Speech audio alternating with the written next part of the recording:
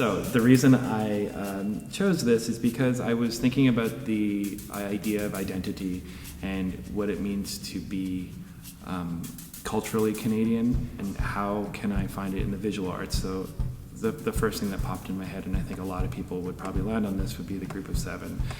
I find it very inspiring that they were so enamored with the country, and to them it was very important to document what our country looked like. And I feel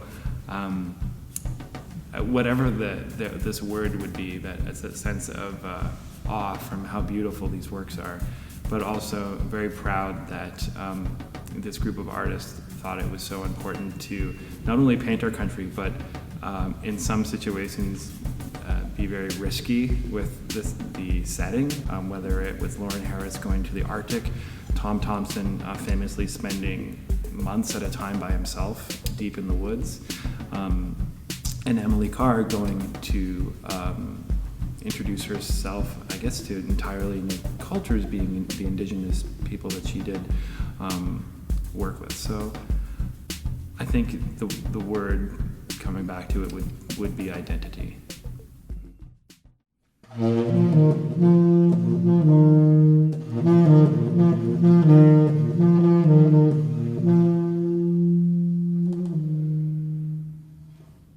So the process for composing these pieces is usually I try to start writing right away. So I go to the museums, and the museums, the pieces that I wrote for, I had to be in front of. And so when I was on tour in Canada with other projects, I would see what museums had Group of Seven collections, or Emily Carr or Tom Thomson, and I would go to these works with my manuscript, and then I would spend often 2 or 3 hours in front of a painting, and it's amazing what you not only see in the painting, but what you start to examine in yourself and what you're drawn towards. The first thing I do is I just start writing. I start writing music, the music that I'm hearing in my head. If I have to sound something out, then I'll just do it quietly. A lot of words too.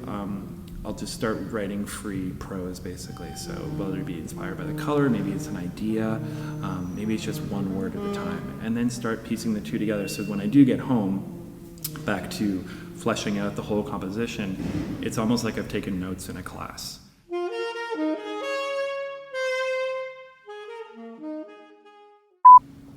It's small, maybe no one would notice if you just took it. It does remind me of steak here.